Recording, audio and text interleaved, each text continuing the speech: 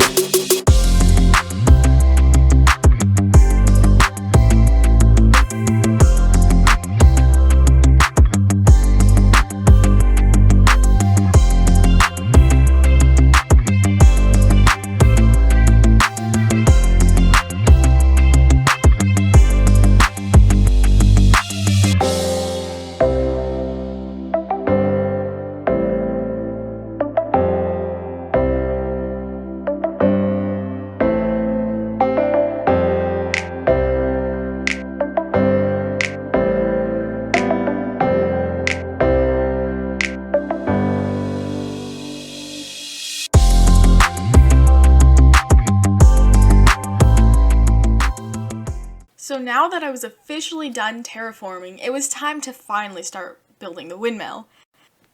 To start off this really long build, I made the wooden frame because I felt like that would be the easiest way to begin.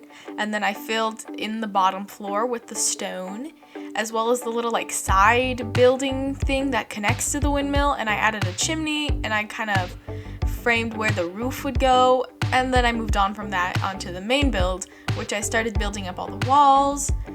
And it's gonna be a three-story windmill, I guess. Just a traditional windmill. I just looked up windmill online and just planned something out in my creative world.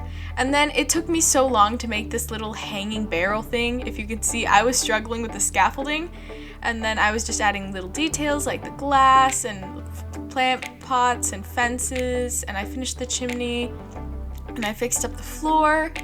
And then I am about to start working on the wind turbines. Is that what it's called? It took me so long to get all the fences in the right spot. So annoying. And then I worked on the roof. The roof doesn't look too bad. I needed to gather all the wool and start adding it. And then once I did that, it was done. I am really happy with this. This is probably one of my best builds that I've ever made. It took so long, and I'm so happy that I finally got this really long part over with. But now, probably the most important part to finish this up is to add all the crops. So, well, let's add the crops. Yay, another time lapse. This is probably the 6th in this episode so far. But anyways, I added these like stone brick walls just because I thought it was a cute detail, and then I added some holes for water to, hydrate my plants. And if you can see, I added the waterfall.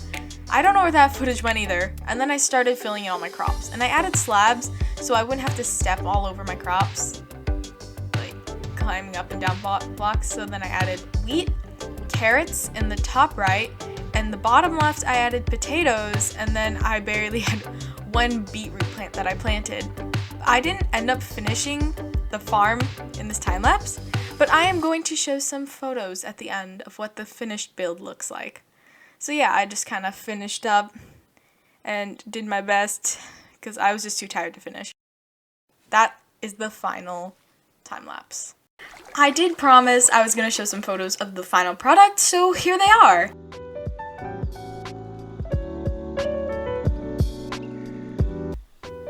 Thank you guys so much for watching the video. I really hope you enjoyed, and thank you for all the support I've received on my past videos. I think in the next episode I'm going to set up some villager trading, especially since I have all these crops and I can earn a lot of emeralds. So that would be really nice. But anyways, I hope you have a wonderful day. Bye!